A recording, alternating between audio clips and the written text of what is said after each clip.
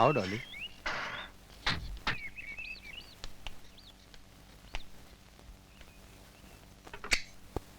आइए। हीरा, ये डॉली है। नमस्कार। नमस्ते। बैठिए। हाँ। आपका घर तो बहुत ही प्यारा है। बैठिए। शुक्रिया। ये तुमसे मिलना चाहती थी, सो ले आया। मैं भी तो डॉली से मिलना चाहती थी। अच्छा हुआ आप इसे आज यहाँ ले आए, वरना आपके साथ मुझे इसके घर जाना पड़ता। वो किस लिए मीरा जी? आपके सवालों के जवाब मैं बाद में दूंगी। पहले मैं आप लोगों के लिए चाय और नाश्ता लाती हूँ। और हाँ, मुझे मीरा जी नहीं दीदी कहो, समझिए?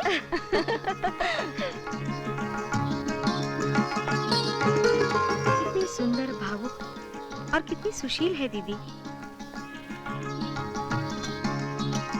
किशन जी, इतना सब कुछ आपके यहाँ होते हुए फिर भी आप हम जैसी बाजारू औरतों के यहाँ क्यों आते हैं? किशन जी जरा। आप बैठिए, चाय मैं बनाती हूँ। नहीं नहीं, आप तो हमारी मेहमान हैं। कोई बात नहीं दीदी, अब तो मैं आपकी छोटी बहन हूँ ना। वो तो है। लाइए लाइए, मुझे दीजिए, मैं बनाती हूँ। प्लीज दीदी। मीरा, आप डॉली से बात करिए, तब तक मैं जरा फ्रेश होके आता हूँ। ठीक है। Dolly, excuse me please. या श्योर। दीदी, आपकी सेवा करके मुझे बहुत खुशी होगी। खुशी ही तो मांग रही हूँ मैं तुमसे। मैं समझ गई दीदी। तो फिर मैं उम्मीद करूँ कि तुम मेरी मांग पूरी करोगी। जिस खुशी की आप मांग कर रही हैं, उसे आप मांगिए मत, उसे आप छीन लीजिए। उस पर पूरा का पूरा अधिकार आप ही का है और किसी का नहीं। वो बात नहीं है जो तुम समझ रही हो। तो फिर दीदी, कौन सी खुशी चाहिए आपको? जो खुशी मैं चाहती हूँ वो अब तुम्हारे पास नहीं है डॉली, लेकिन वो खुशी देने का तुम जरिया बन सकती हो। तो दीदी, आप समझ लीजिए कि आपके लिए वो जरिया मैं बन गई। सच कह रही हो डॉली? बिल्कुल सच कह रही हूँ दीदी। आप बेफिक्र रहिए, आज के बाद मैं किशन जी से कभी नहीं मिलूंगी। नहीं डॉली, मैं कह कुछ रही हूँ और तुम समझ कुछ रही हो। दीदी, आप मेहरबानी करके आप पहेलियां मत बुझाइए। जो आप कहना चाह रही हैं वो मुझे आप साफ साफ कहिए, प्लीज। देखो डॉली, एक दिन मैं इस घर की बहू बनकर आई थी। मेरे सास ससुर ने बहुत प्यार दिया है मुझे, मगर उनको जो मुझसे उम्मीद थी वो मैं पूरी ना कर सकी।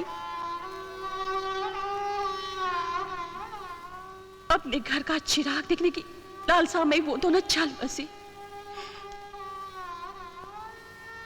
देखो ना डॉली, मैं कितनी अभागन हूं जो अपने सास ससुर की आत्मा को शांति तक ना दे सकी।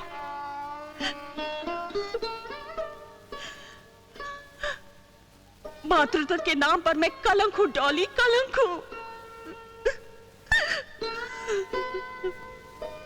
मीरा। डॉली, डॉली, तुम इससे शादी कर लो। जो रिश्ता एक रात के लिए कायम किया था वो पूरी जिंदगी भर के लिए कायम कर लो। Please Dolly, please Dolly. Meera, कहीं तुम पागल तो नहीं हो गई हो? इससे दीदी आपको क्या मिलेगा? इस घर को रोशन करने वाला चिराग। एक रखेल के औलाद को इस समाज में क्या इज्जत मिलेगी? तुम रखेल होने की बात क्यों कह रही हो डॉली? भगवान को साक्षी मानकर तुम्हारी मांग में वही सिंदूर भरा जाएगा जो मेरी मांग में है। क्या अपनी मांग में सिंदूर भर के सम्मान की जिंदगी जीना नहीं चाहती? चुटकी भर सिंदूर का हर कुंवारी का सपना होता है, कभी मेरा भी हुआ करता था। अब उसी सपने को साकार करने का समय आ गया है डॉली।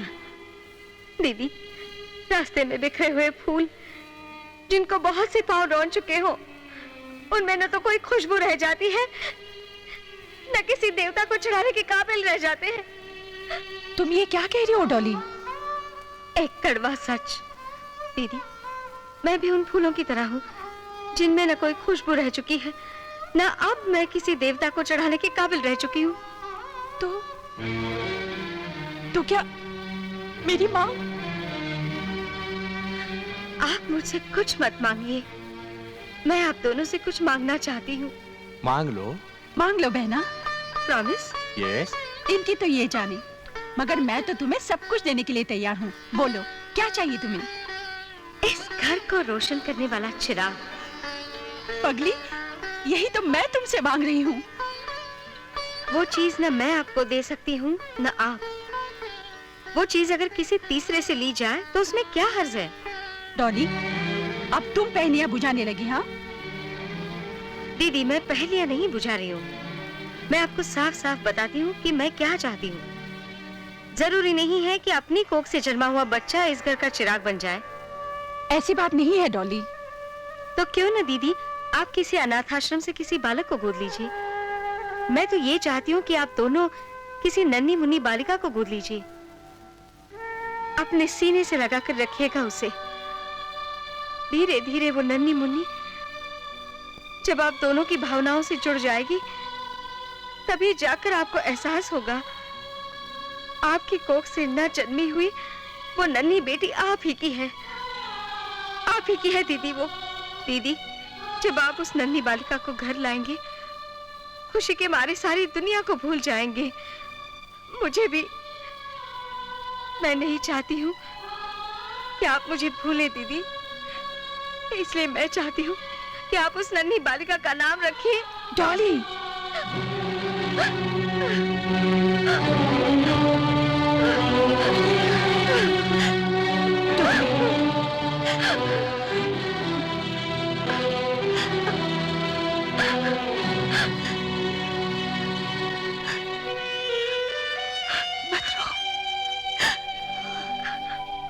अच्छा दीदी,